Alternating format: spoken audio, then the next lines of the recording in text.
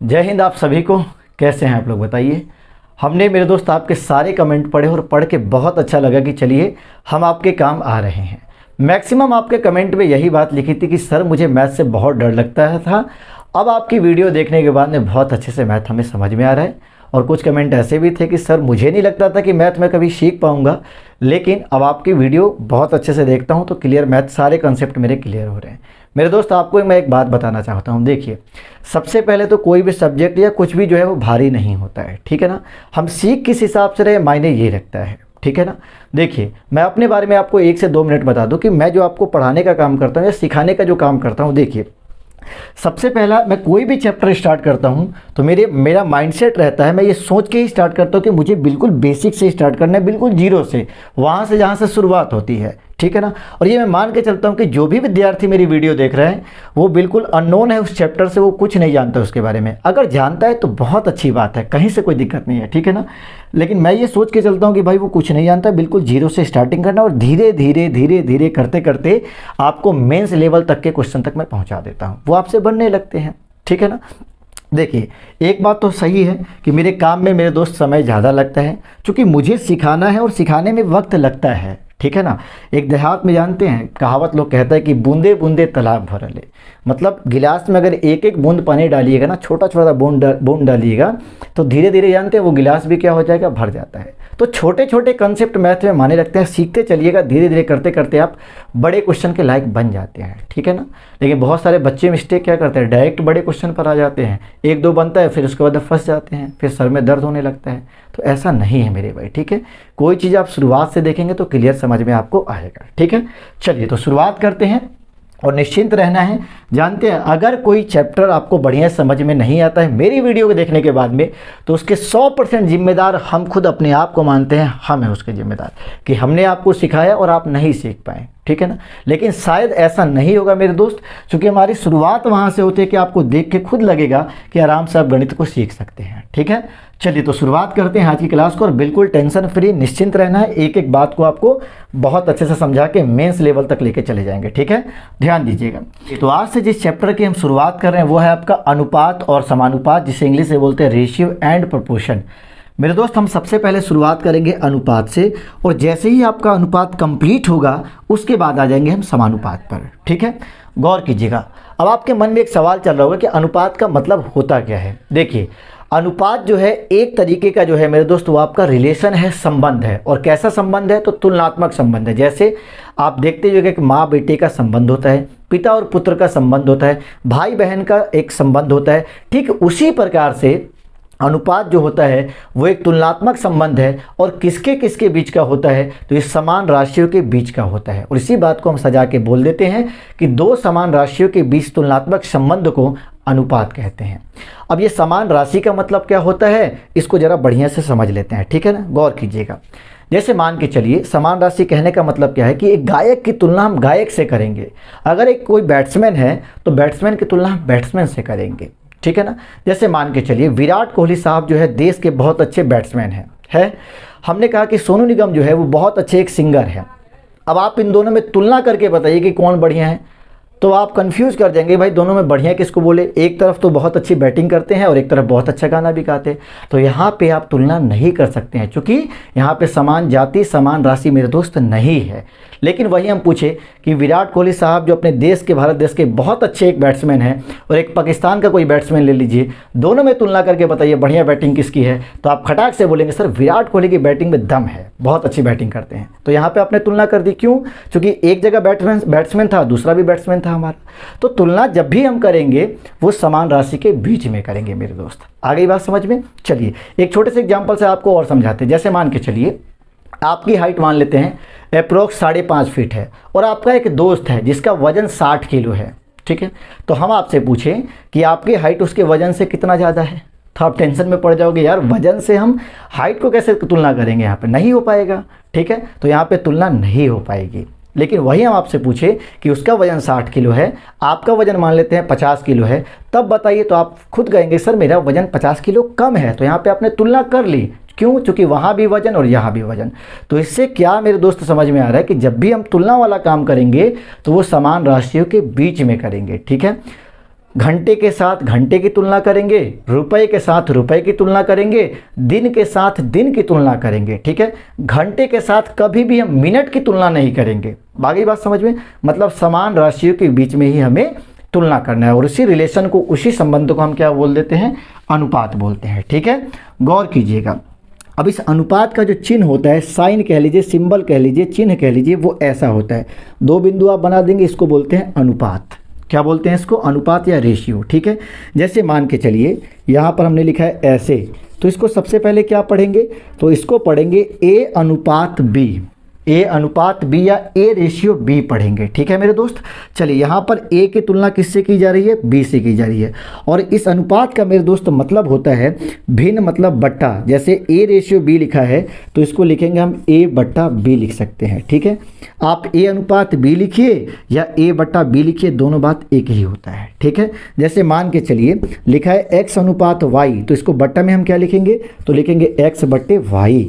ठीक है, कहीं कहीं मान लीजिए लिखा होगा यहाँ पर C और बट्टा D, बट्टा में दिया है तो इसे अनुपात में हम कैसे लिखेंगे, तो लिखेंगे C अनुपात D लिखेंगे। ठीक है, मान के चलिए यहाँ पे लिखा है 2/5, तो अनुपात में क्या लिखेंगे, 2:5 लिख देंगे। ठीक है, अगर लिखा है 7:3 और इसको बट्टा में कन्वर्ट करना होगा तो लिख देंगे 7 और बट्टा 3 लिख देंगे।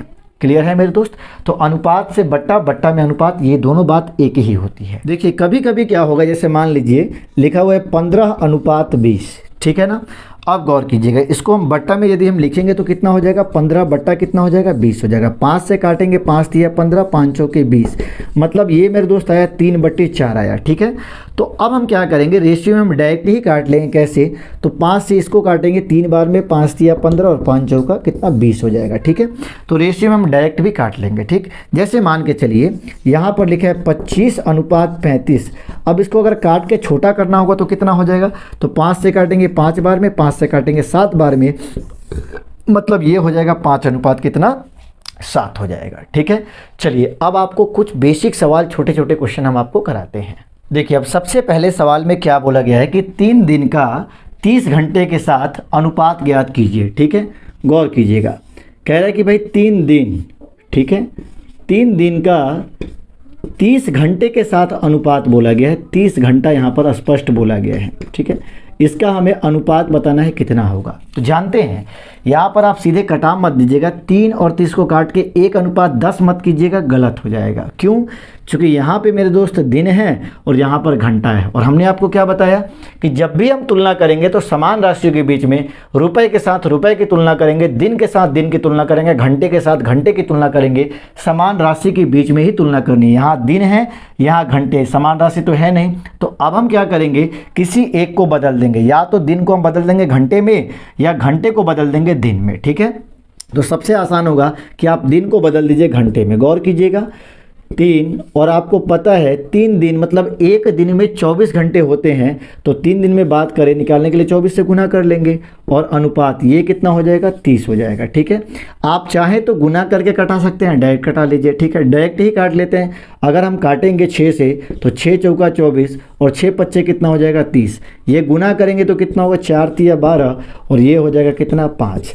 मतलब 3 दिन और 30 घंटे का जो अनुपात निकल कर आया वो आपका 12:5 आया। ऑप्शन नंबर ए जो है वो आपका सही होगा। ये आपके रेलवे के एग्जाम में क्वेश्चन पूछा गया था। ठीक है ना, चलिए अब देखते हैं क्वेश्चन नंबर 2 को। देखिए दूसरे सवाल में कह रहा है कि 2 किलोमीटर का 500 मीटर से अनुपात ज्ञात कीजिए। अब आप सबसे पहले सोचिए, ये किलोमीटर में है और ये मीटर में है। जानते हैं अगर यही चीज़ ऐसे देता कि भाई 2 मीटर का 500 मीटर से अनुपात ज्ञात कीजिए, तब इसमें कुछ भी बदलने की आवश्यकता नहीं थी, सीधे काट छाट कर लेते आंसर आ जाता, क्योंकि ये भी मीटर है ये भी मीटर है।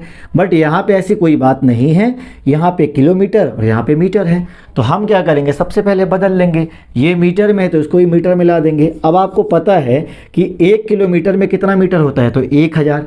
तो 2 किलोमीटर में कितना हो जाएगा, तो 2000 मीटर हो जाएगा। और इधर कितना हो जाएगा, 500 मीटर। अब ये भी मीटर में आ गया, ये भी मीटर में, काट छाट कर लेते, 2 जीरो से 2 जीरो हमारा सीधे कट जाएगा। 5 से कटाएंगे 4 बार में और 5 से कटाएंगे 1 बार में, मतलब कुल मिलाकर 2 किलोमीटर और 500 मीटर का जो रेशियो निकल कर आएगा वो आएगा 4:1 का आएगा। ठीक है मेरे दोस्त, चलिए आगे बढ़ते हैं और देखते हैं अगला क्वेश्चन। देखिए अगले सवाल में कह रहा है कि 2 रुपए का ठीक है, 2 रुपये और 70 पैसे का आपको अनुपात बताना है। ठीक है, 2 रुपये और 70 पैसे का रेशियो आपको बताना है। ठीक है, हमने यहाँ एक तरफ ये लिख दिया 2 रुपया और एक तरफ क्या लिख दिया 70 पैसा। ध्यान दीजिएगा, 2 रुपया है और यहाँ पैसा है, तो ये बात तो सेम है नहीं, तो हम कन्वर्ट कर लेंगे। 1 रुपये में कितना पैसा, 100 पैसा, तो 2 रुपये में मेरे दोस्त कितना हो जाएगा, तो 200 पैसा हो जाएगा। और ये भी आपका पैसा में दिया हुआ है। ठीक है, चलिए, तो ये 0 से 0 कट जाएगा और कितना निकल कर आएगा, तो ये आएगा 20:7 आपका आंसर हो जाएगा। ठीक है, चलिए, तो उम्मीद करते हैं कि जब भी ऐसे सवाल आपको मिले तो सबसे पहले आप क्या करेंगे, उनको एक जात का बना लेंगे। ठीक है ना, एक जैसा उनका यूनिट कर लेंगे और तब उसका आप अनुपात निकालेंगे। बढ़ते हैं आगे और देखते हैं अगले सवाल को। देखिए, ये जो क्वेश्चन आप देख रहे हैं ये आपके CGL Tier 1 का क्वेश्चन है। ध्यान दीजिएगा, कह रहे हैं कि 1 सही 1/2 और 1 सही 1/3 के वर्गों के व्युत्क्रम का आपको अनुपात बताना है। ठीक है, क्या बोला है, वर्गों के व्युत्क्रम, तो सबसे पहले तो आपको वर्ग कर लेना है और उसके बाद बोल रहा है व्युत्क्रम, मतलब उसको उल्टा कर देना है और उल्टा करने के बाद आपको उसका रेशियो बताना है कितना होगा। सबसे पहला काम कीजिए, आप वर्ग कर लीजिए, इसको तोड़ देंगे, 2 एकम 2 और 1 कितना हो जाएगा 3, ये हो जाएगा 3/2, उसका आप वर्ग कर लीजिए। ठीक है, 3 एकम 3 और 1 कितना हो जाएगा 4, 4/3 और इसका हम कर लेंगे वर्ग। ठीक है, तो 3 का स्क्वायर कितना हो जाएगा दोस्त, 9 हो जाएगा और 2 का स्क्वायर 4 हो जाएगा। 4 का स्क्वायर करेंगे 16 हो जाएगा, 3 का स्क्वायर 9 हो जाएगा। चलिए, तो इन दोनों का स्क्वायर करने पर हमें मिल गया ये और ये। अब कह रहे हैं कि आप इनको उल्टा कर लीजिए। ठीक है ना, आप इसको उल्टा कीजिए, तो जब हम इसको उल्टा करेंगे मेरे दोस्त तो ये कितना हो जाएगा, तो ये 4/9 हो जाएगा और ये 9/16 हो जाएगा। व्युत्क्रम का मतलब होता है उल्टा करना, ऊपर का नीचे, नीचे का ऊपर कर देंगे। चलिए, तो व्युत्क्रम करने पर ये मिला। अब कह रहे हैं इनका आप रेशियो बता दीजिए, इनका अनुपात आपको निकाल देना है। ठीक है, अब देखिए, अनुपात का मतलब यहाँ तो बट्टा वाली बात आ गई, तो ऐसा कीजिए, आगे चल के आपको हम पढ़ाएंगे बैलेंस रेशियो के बारे में, लेकिन मेरे दोस्त क्या कीजिए कि आप सीधे इसमें भाग कर लीजिए। कैसे, तो 4/9 और पूरा का बट्टा ये कितना हो जाएगा, 9/16। देख रहे हैं, ये मेन बट्टा जो है ना, इसके नीचे जैसे ही इसको गुना में लिखेंगे तो ये पलटी मारेगा, मतलब 4/9 और पलटेंगे तो कितना हो जाएगा 16/9। 9 से 9 हमारा नहीं कटने वाला है, यहाँ 16 चौका 64 हो जाएगा और बट्टा 9 9 81। अभी थोड़ी देर पहले आपको समझाए थे कि इसको अनुपात में हम कैसे लिखेंगे, तो 64:81 हमारा सही आंसर हो जाएगा मेरे दोस्त। ठीक है ना, 64:81 ऑप्शन ए जो है सवाल का सही जवाब होगा। ठीक, चलिए आगे बढ़ते हैं।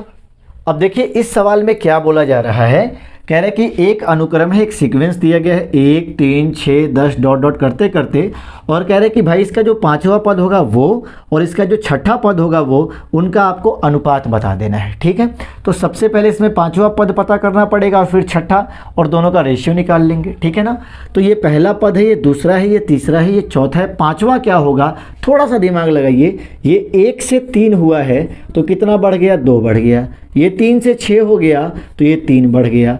ये कितना बढ़ रहा है, तो 6 से 10 हुआ, मतलब 4 बढ़ रहा है।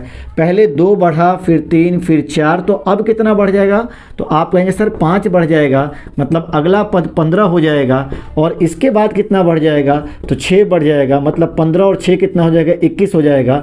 ये आपका 5वां पद है, ये आपका 6ठा पद है और इसी का आपको अनुपात बता देना है।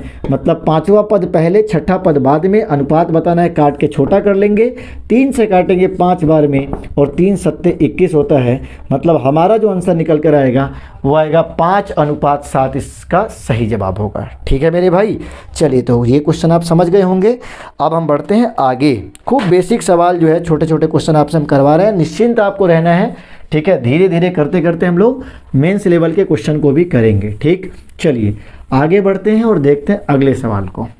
देखिए, अब इस सवाल में क्या दिया गया कि 3/7p बराबर 4/11q, और आपसे पूछा है p और q का अनुपात क्या होगा। ठीक है, ध्यान दीजिएगा, हम क्या करेंगे, देखिए ये p जो आप बीच में देख रहे हैं इसका मतलब ये ऊपर ही होता है, ये 3p या बट्टा 7 है मेरे दोस्त। ठीक है ना, तो हम क्या करेंगे कि हम तो चाहते तो डायरेक्ट भी इसको q को इधर भेज देते, इसको उधर भेज देते, लेकिन शुरुआत में आराम से एक एक चीज़ को आप समझते चलिए। कोणात्मक गुना करेंगे, बाई क्रॉस मल्टीप्लिकेशन, कोना कोनी गुना, तो 11 तिया कितना हो जाएगा, 33p हो जाएगा। ठीक, आगे बढ़िए, और ये कितना होगा, 7 चौके 28q हो जाएगा। ठीक, अब क्या करेंगे, p जो है इस q को बुला लेगा और ये q आएगा, तो गुना में है तो बट्टा में हो जाएगा, मतलब बट्टा q हो जाएगा। पहले से 28 है उधर ये 33 जाएगा तो 33 बट्टा के नीचे जाके गिर जाएगा।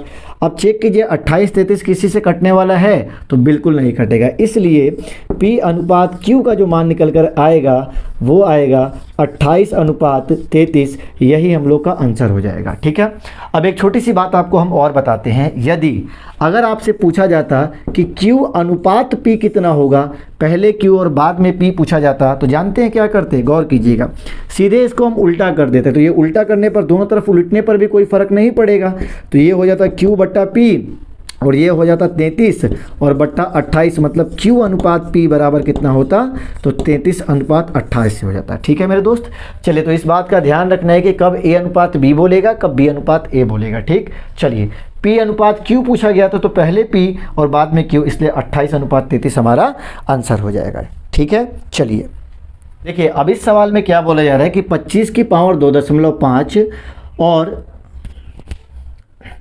देखिए अब इस सवाल में क्या बोला जा रहा है कि 25 की पावर 2.5 अनुपात 5 का पावर 3 ये किसके बराबर है, ये हमें बताना है। ठीक है, चलिए सबसे पहले काम करते हैं कि 25 को लिख देंगे 5 का स्क्वायर और ऊपर से दोस्त पावर कितनी है, तो 2.5 है और ये हो जाएगा 5 का पावर 3। ठीक है, अब देखिए घातांक का एक नियम मेरे दोस्त आप हो सकता है जानते होइएगा, नहीं भी जानते तो जान लीजिए, a का पावर m और ऊपर से पावर n, तो दोनों पावर को आपस में गुना कर लेंगे तो ये हो जाएगा a का पावर m माइनस कितना, सॉरी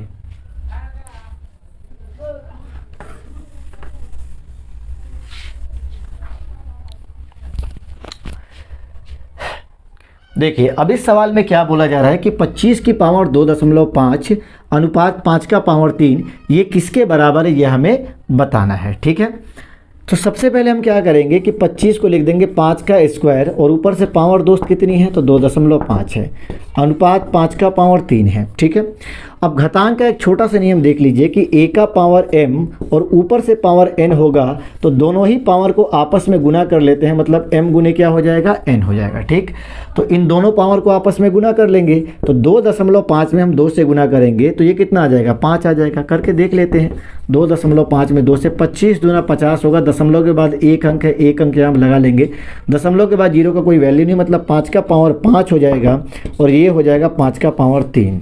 ठीक है, चलिए अब क्या करेंगे, तो आप चाहें तो यहाँ से घातांक का नियम घटा वाला भी लगा सकते हैं, लेकिन उससे ज़्यादा आसान रहेगा।